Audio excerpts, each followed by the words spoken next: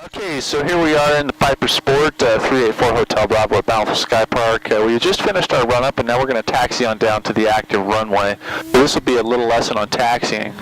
When taxiing the airplane, one hand is going to remain on the throttle, one hand is going to remain on the flight controls, and obviously the feet are on the pedals to steer the airplane.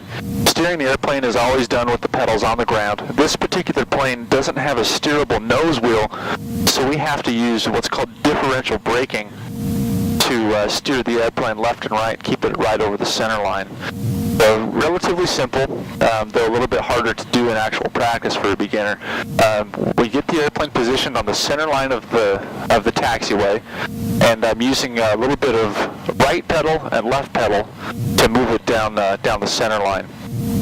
And now, as far as speed is concerned, I'm going to be moving down the taxiway just at about the same speed as if someone were jogging past me. So again, my left hand is the primary control as far as the speed. So if I find that I'm moving too quick, I'm going to reduce the power and then use brakes as a secondary speed control. That's kind of the equivalent of riding the brakes and the gas in your car at the same time.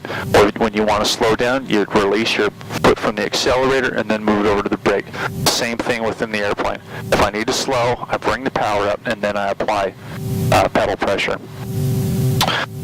Now, the different thing about an airplane is that I've got brake control, one on the left and one on the right. So if I need to move to the left of the center line, I push the left pedal. If I need to move to the right, I push the right pedal.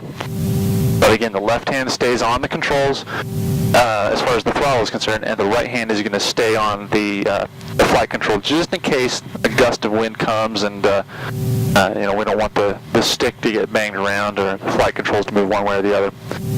Also brings up the point of deflecting the controls on the taxi. If we've got a headwind or a tailwind or a crosswind, we're going to deflect the flight controls in one position or another. So right now I'm taxiing down to runway 16, so we're moving north right now on the taxiway. We've got a tailwind. So in that case, if I have a tailwind,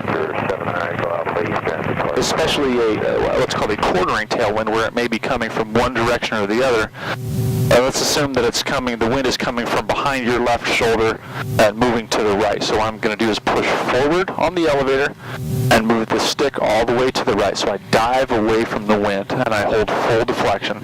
So that's how we position it if it's a tailwind or a quartering tailwind. If I'm taxiing into the wind, I can just hold the ailerons neutral, hold the elevator neutral. But if I'm taxiing and there's a crosswind, I keep the elevator neutral and I move the aileron all the way full into the wind. And we hold it all the way throughout the taxi, full deflection. So we're always having our right hand, or in this case your left hand, on the yoke or on the stick during the entire phase of the flight. So we fly the airplane from the hangar up into the air and then back to the hangar again. We're always deflecting the controls one way or another.